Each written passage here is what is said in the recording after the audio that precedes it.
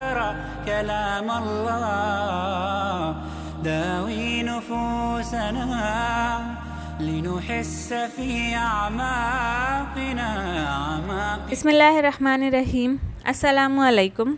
आज के इस वीडियो में हम देखेंगे 7th क्लास सोशल से लास्ट चैप्टर जिसका नाम है सलातीन और इमारतें। तो चलें स्टार्ट करते हैं। फर्स्ट पॉइंट है कुतुब मीनार। जो कुतुब मीनार है सभी ने सुना होगा। कुतुब मीनार कहाँ पर है? दिल्ली में। और जो ये कुतुब मीनार है दरअसल ये 5 मंजिला इमारत है। कितनी मंजिला? 5 मंजिला इमारत है। जो कुतुब मीनार की पहली मंजिल है ये बनाई गई थी कुतुबुद्दीन ऐबक के ज़रिए। कब? 1199 में। कब? 1199 में। किसके ज़रिए? कुतुबुद्दीन ऐबक के ज़रिए। और इसके बाद में जो बकिया इमारत की तकमील है यानी कि जो बकिया 4 मंजिलें हैं वो बनाई गई अल्तमश के ज़रिए। कब? 1229 में। कब? 1229 में। और वक्त गुज़रने के साथ साथ ये इमारत की बहुत दफ़ा कई हुक्मरानों ने मरम्मत भी करवाई। क्लियर? नेक्स्ट, जो मस्जिद क़ुव्वतुल इस्लाम है वो है दिल्ली में। ठीक है, जो मस्जिद क़ुव्वतुल इस्लाम है वो कहाँ पर है? दिल्ली में है। नेक्स्ट, दरअसल जो 8वीं सदी ईस्वी और जो 18वीं सदी ईस्वी है इसका जो दरमियानी वक्फ़ा है उसमें हुक्मरानों ने और जो भी अहदेदार थे उन्होंने 2 किस्म की तामीरात करवाईं। फ़र्स्ट जो तामीर थी उसमें किले थे, महलात थे, मकबरे वगैरह थे, यानी कि अपने आराम के खातिर।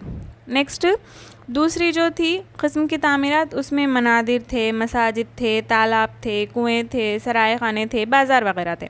ये किसके लिए? आवामी ज़रूरत के लिए। यानी कि 2 किस्म की तामीरात हुआ करती थी 8वीं सदी ईस्वी से 18वीं सदी ईस्वी के दरमियान में।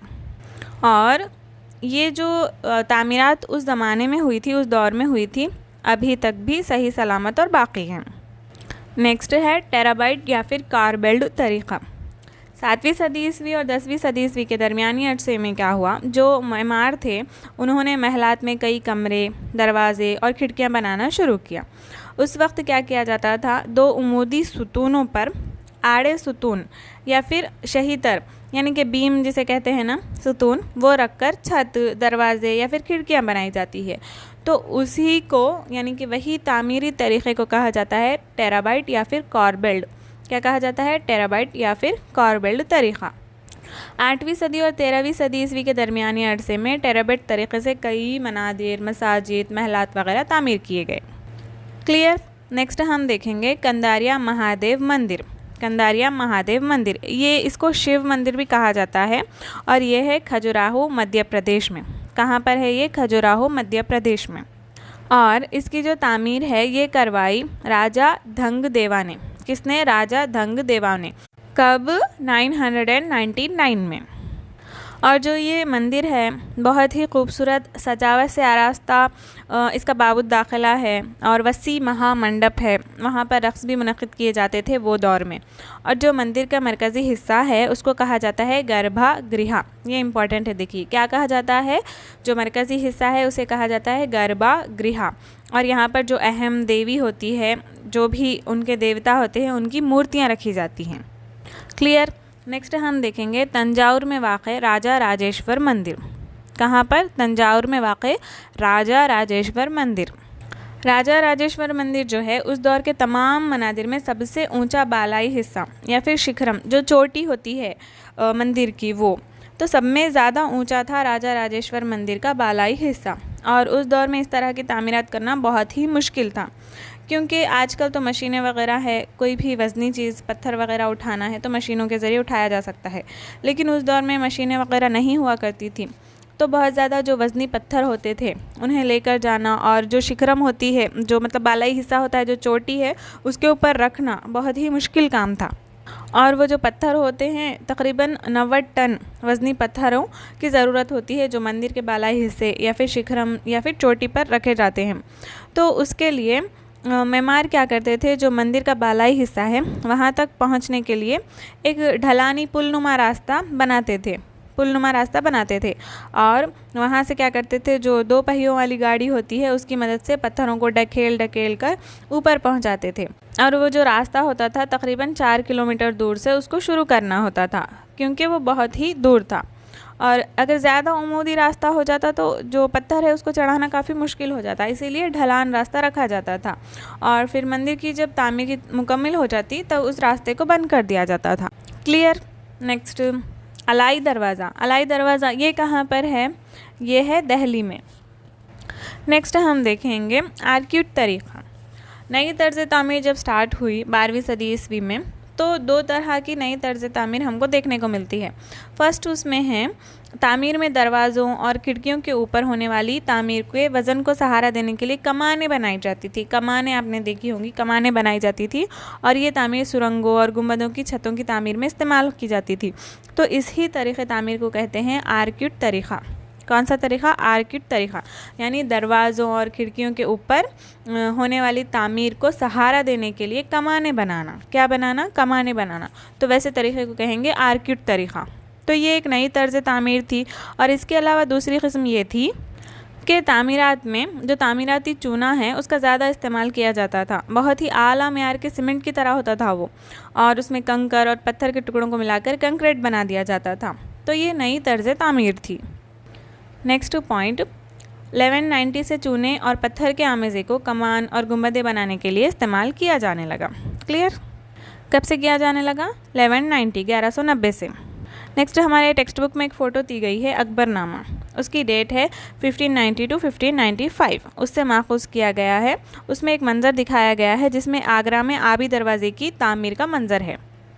क्लियर। नेक्स्ट हम देखेंगे राजा राजेश्वर मंदिर। कौन सा मंदिर? राजा राजेश्वर मंदिर। ये जो मंदिर है इसको राजा राजा देवा ने अपने जो ख़ानदानी देवता है उसकी अक़ीदत में तामीर करवाया। नेक्स्ट है स्वयंभू शिवालयम मंदिर। ये कहाँ पर है? वरंगल में है। स्वयंभू शिवालयम मंदिर कहाँ पर है? वरंगल में। नेक्स्ट, जो शाहजहाँ था उसने अपने पाए तख्त यानी शाहजहाँ आबाद में जामा मस्जिद को तामीर करवाया। किसको तामीर करवाया? जामा मस्जिद को। नेक्स्ट इम्पॉर्टेंट पॉइंट है, ये क्वेश्चन ऑलरेडी टेट में आ चुका है। हौज़ सुल्तानी। हौज़ सुल्तानी क्या है? दरअसल ये एक ज़ख़ीर आब है और इसको तामीर करवाया अल्तमश ने, और ये कहाँ पर है? दिल्ली में वाक़े है। हौज़ सुल्तानी कहाँ पर वाक़े है? दिल्ली में वाक़े है। इसको किसने तामीर करवाया? सुल्तान अल्तमश ने। और दरअसल ये है क्या? ये एक अजीम ज़ख़ीर आब है। क्लियर। नेक्स्ट हम देखेंगे मंदिरों को क्यों ढाया गया। तो देखिए यहाँ पर 9वीं सदी ईस्वी की इब्तिदा में पांड्या राजा श्री महाराश्री वल्लभा ने श्रीलंका पर हमला किया और वहाँ के राजा सेना अव्वल 1831 to 1858 को हराया। और फिर उसके बाद में वहाँ के जो भी मूर्तियाँ वगैरह थी, सोने की मूर्ति, बुद्ध की सोने की मूर्ति स्पेशली, और जो भी दिगर अशिया थी उन तमाम को वो उठाकर ले गया। कौन? राजा श्री महाराश्री। ये कौन था? ये पांड्या राजा था। क्या कहा जा रहा है यहाँ पर? 9वीं सदी में क्या हुआ? एक पांड्या राजा श्री महाराश्री वल्लभा उसका नाम था। उसने क्या किया? जो श्रीलंका है उस पर हमला किया और वहाँ पर जब हुकूमत किया करता था एक राजा सेना, उसका नाम था राजा सेना अव्वल, तो उसको हरा दिया और हरा कर क्या किया? वहाँ पर बुद्ध की सोने की मूर्ति थी और जो भी था बचा कुचा वो तमाम लूट मार कर लेकर आ गया। कौन? पांड्या राजा श्री महाराश्री वल्लभा। अब नेक्स्ट क्या हुआ? श्रीलंका के सिन्हाली राजा की इस शिकस्त के बदले के तौर पर दूसरे सिन्हाली राजा सेना दुव्वम ने पांड्या सल्तनत के दारुल हुकूमत पर फौजकशी की। क्या हुआ यहाँ पर? जब फर्स्ट में पांड्या राजा ने राजा सेना पर हमला किया और यहाँ से लूट मार करके वो ले गया, तो यहाँ का जो राजा सेना दुव्वम था उसने क्या किया? जो पांड्या राजा है उसका जो दारुल हुकूमत है उस पर हमला कर दिया। तो इसके बारे में एक बुद्ध मौर्ख लिखते हैं उनकी किताब में। उनकी किताब का नाम है धम्मकथि।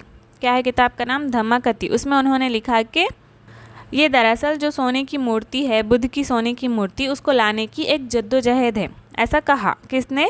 एक बुद्ध मौर्ख ने। क्या कहा जा रहा है यहाँ पर? फर्स्ट 9वीं सदी में पांड्या राजा ने जो श्रीलंका के राजा सेना है उस पर हमला किया और वहाँ से लूट मार की, तो उसके बदले में राजा सेना दुव्वम ने क्या किया? पांड्या राजा के दारुल हुकूमत पर हमला कर दिया और इस तरह से वो जो भी उसकी मूर्तियाँ वगैरह थी वापस ला लिया। तो इसको बुद्ध मौर्ख ने क्या कहा? एक जद्दोजहद कहा। बुद्ध की सोने की मूर्ति लाने की एक जद्दोजहद कहा। नेक्स्ट, ठीक इसी तरह से एक राजा था चोला राजा राजेंद्र अव्वल। कौन सा राजा? चोला राजा राजेंद्र अव्वल।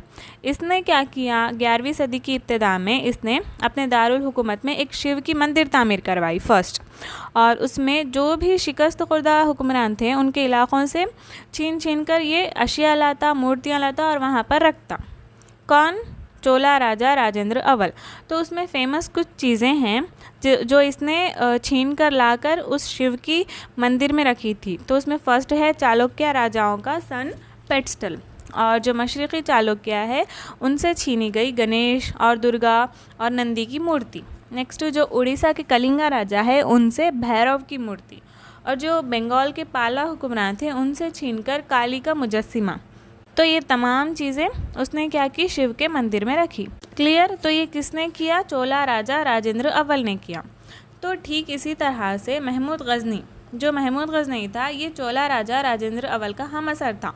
ये ऑलरेडी क्वेश्चन ये भी आ चुका है कि महमूद गज़नी किसका हम असर था, ये चोला राजा राजेंद्र अव्वल का हम असर था।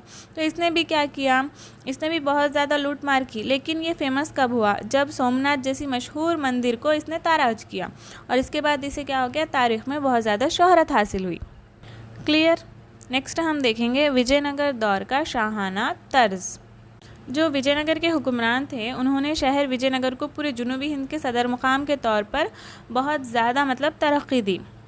इन्होंने बहुत सारे तामीरात करवाए, स्पेशली बहुत सारे मनादिर तामीर किए। उसमें फ़ेमस है विरूपक्षा, रामचंद्रा, कृष्णा और विट्ठल स्वामी मंदिर, ये बहुत ही अहम है।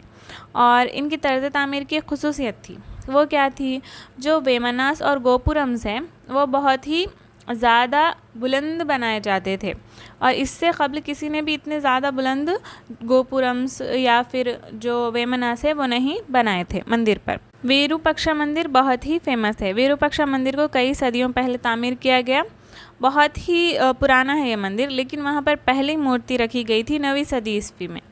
और इसके बाद जो विजयनगर सल्तनत के क़याम हुआ तो उसके बाद में इसमें और ज़्यादा तोसी की गई, और बढ़ाया गया, वो जो मंदिर है उसके रकबे को बढ़ाया गया। और जो श्री कृष्णदेवराय है उसने अपने तख्त नशीनी की याद में एक हॉल भी तामीर किया, ये जो विरूपक्षा मंदिर है उसमें। नेक्स्ट जो विजयनगर के हुक्मरान थे इन्होंने मंदिर को तमिल तर्ज पर बनाया, और लेकिन इसके अलावा गैर मजहबी शाही इमारत भी इन्होंने तामीर की जिसमें दहली का तर्ज झलकता है, जैसे कि मशहूर लोटस महल बहुत ही फेमस है। और नेक्स्ट हरम का हमाम और फेल खाने, ये इनकी तामीर की अहम मिसालें हैं, और गुंबद, कमाने वगैरह के इस्तेमाल को भी हम इनकी तामीरात में देख सकते हैं। Next most important point Mahanavami Dibba. Mahanavami Dibba ये विजयनगर की एक और अहम यादगार एक प्लेटफॉर्म है, दरअसल ये एक प्लेटफॉर्म है, और इसकी बुलंदी है 55 फीट और इसका रकबा है 11,000 फीट, और 200 साल के अरसे में इसकी जो ऊंचाई है उसको 3 मरतबा बढ़ाया गया है। और इसकी जो दीवारें हैं उस पर मुख्तलिफ़ किस्म के नक्श व निगार हैं, और ये इमारत नहीं है कोई, ये बस एक प्लेटफॉर्म है जिस पर शामियाना या फिर पंडाल डालकर वहाँ पर नवरात्रि की पूजा या फिर दशहरे के मौके पर दरबार वगैरह मुनक़िद किए जाते थे। कहाँ पर? महानवमी दिब्बा में। नेक्स्ट हम देखेंगे बागात, मकबरे और क़िले। जो मुग़लिया दौर है ये बहुत ही फेमस है फ़न तामीर के लिए। तो जो मुग़ल शहंशाह है वो ख़ुद भी अदब, मौसीक़ी और तामीरात जो है उसके बहुत ही शौकीन थे। जो बाबर है उसने अपनी आप बीती में तहरीर किया है कि उसे रिवायती जो बागात है उसकी तामीर में बहुत ज़्यादा दिलचस्पी है। तो जब बागात तामीर किए जाते थे वो मुस्ततीली शक्ल के होते थे, रेक्टेंगुलर शेप, और उनके अतराफ़ 4 दीवारें तामीर की जाती थी, और उस बाग को दरमियान से 4 मसावी हिस्सों में तकसीम किया जाता था, और उसमें पानी की जो नहरें हैं वो तामीर की जाती थी। 4 मसावी हिस्सों में बांटा जा रहा ना इसको, तो इसीलिए इसे कहा जाता है चहार बाग। क्या कहा जाता है? चहार बाग। तो ऐसे कई चहार बागात अकबर, जहांगीर और शाहजहां के दौर में कश्मीर, आगरा और दिल्ली में तामीर करवाए गए। क्लियर? नेक्स्ट अकबर का दौर आया। अकबर के दौर में कई नई तामीरात हुई। इसके दौर में तामीर करदा मकबरे, जो वस्त एशिया के क़दीम बादशाह है तैमूर का नाम आपने सुना होगा, तैमूर के दौर के मकबरों से मुशाबा है। जो अकबर के दौर के मकबरे हैं वो तैमूर के दौर के मकबरों से मुशाबा है।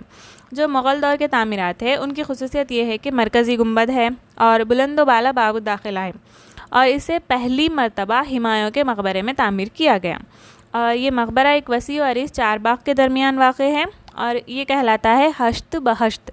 क्या कहलाता है? हुमायूं का मकबरा हश्त बहश्त। क्यों? क्योंकि ये जो मकबरा है इसके मरकज़ी हाल के अतराफ़ 8 कमरे तामीर किए गए हैं। कितने? 8 मतलब क्या? हश्त। इस इमारत की जो तामीर है सुर्ख पत्थरों से की गई है और किनारों पर सफ़ेद संगे मरमर का इस्तेमाल किया गया है। इसे हम क्या कहेंगे? हश्त बहश्त। नेक्स्ट है शाहजहाँ। जो शाहजहाँ के दौर का फ़न तामीर था उसमें और नए तर्ज़ तामीर शुरू किए गए और इस दौर में कई तामीरात की गई, जैसे कि दिल्ली और आगरा में बहुत ज़्यादा।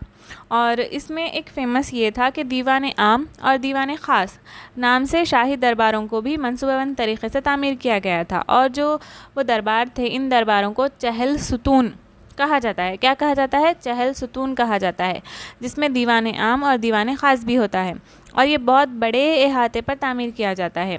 और जो शाहजहाँ के शाही दरबार था हूबहू जैसा मस्जिद होती है ठीक उसी तरह का नज़र आता है। और जहाँ शाहजहाँ के शाही दरबार का तख्त रखा जाता था उसे क़िबला समझा जाता था। क्या समझा जाता था? क़िबला।